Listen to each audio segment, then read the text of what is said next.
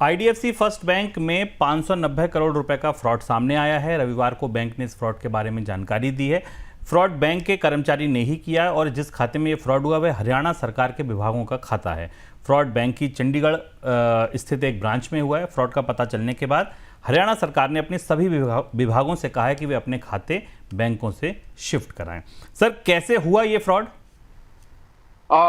ये फ्रॉड का तरीका बहुत बेसिक और बहुत रूट तरीका है। जो जानकारी मिल रही है, ये इशू हरियाणा गवर्नमेंट के डिपार्टमेंट का जो आईडीएफसी फर्स्ट बैंक का खाता था उसमें दिखाई दिया कि जब अकाउंट में ट्रांसफर करने के लिए बैंक के बैलेंस को एक दूसरे बैंक के अकाउंट में ट्रांसफर करने के लिए कहा गया, तो पता चला कि जो बुक्स हैं उनमें एंट्रीज मिल नहीं रही। इसके बाद हरियाणा गवर्नमेंट ने दोबारा अपने जो अकाउंट्स है उनको चेक किया ब्रांच के लेवल पे, तो बड़ा मिसमैच दिखाई दिया और ये मिसमैच बढ़ते बढ़ते 590 करोड़ रुपए के आसपास पहुंच गया। बैंक ने इस केस को सस्पेक्टेड फ्रॉड माना और क्योंकि एग्रीगेट अमाउंट जो है 590 करोड़ रुपए के आसपास था। बैंक के इस फ्रॉड में जो लोग इन्वॉल्व है उसमें चंडीगढ़ की ब्रांच है, एक स्पेसिफिक क्लस्टर ऑफ अकाउंट्स है जो जिनके जरिए हरियाणा गवर्नमेंट काम कर रही थी, वो इसमें शामिल है।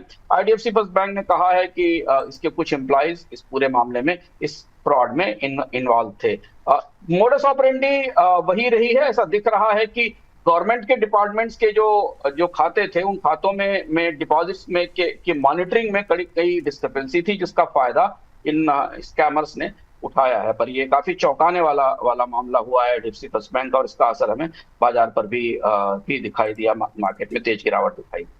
बिल्कुल, एक समय पर ये जो बैंक का शेयर था 20% तक टूट गया और आज बंद होते होते भी 16% से ज़्यादा की गिरावट के साथ ये कंपनी का शेयर बंद हुआ है। ट्रंप के टैरिफ के खिलाफ अमेरिकी सुप्रीम कोर्ट के फैसले का असर सोमवार को दुनिया भर के बाजारों पर नजर आया। भारतीय बाजार भी इससे अछूते नहीं रहे। सेंसेक्स और निफ्टी में तेजी देखने को मिली। हालांकि टैरिफ को लेकर अनिश्चितता बढ़ने से गोल्ड और सिल्वर में भी चमक दिखी है। सर, बाजारों को लेकर दोनों बाजार अगर समझें, शेयर बाजार भी समझें और कमोडिटी भी, तो क्या आपको लगता है यहाँ आप क्या असर दिखेंगे, क्या आउटलुक बनता दिख रहा है?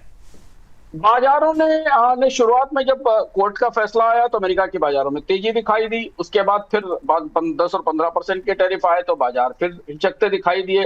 अभी चूंकि स्थिति कोई बहुत ज्यादा बदली नहीं है, टैरिफ की स्थिति यथास्थिति दिखाई दे रही है, तो अनिश्चितता बहुत ज्यादा है। और जब भी अनिश्चितता दिखाई देती है, हालांकि शेयर बाजार थोड़ा मजबूती के साथ दिखे, अमेरिकी शेयर बाजार भी थोड़ा ठीक ठाक दिखाई दिए, लेकिन इस अनिश्चितता का असर हमको कमोडिटीज पर ज्यादा दिखाई दिया है। सिल्वर और गोल्ड दोनों की कीमतों में तेजी दिखाई दी है।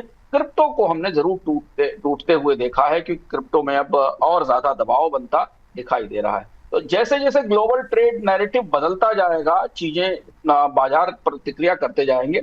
व्यवहारिक रूप से कंपनियों के लिए, निवेशकों के लिए, निर्यातकों के लिए इस पूरी व्यवस्था में तब तक कुछ नहीं बदलेगा जब तक कि टैरिफ को लेकर कोई बड़ा विवाद नहीं खुलता या डोनाल्ड ट्रंप कोई और बड़ी प्रतिक्रिया नहीं करते। क्योंकि बाजारों को यह पता था, अंदर से सबको पता था कि सुप्रीम कोर्ट में इन टैरिफ को स्ट्रक डाउन किया जा सकता है, इसका खतरा है। और लोगों को और बाजारों को यह भी पता था कि डोनाल्ड ट्रंप के पास एक प्लान बी मौजूद है और उस प्लान बी का उन्होंने क्रियान्वयन शुरू कर दिया। तो वॉलेटिलिटी और अनिश्चितता आने वाले दिनों में मजबूत दिखाई देगी, इसलिए थोड़ा सतर्क रहकर ट्रेड करने की जरूरत रहेगी।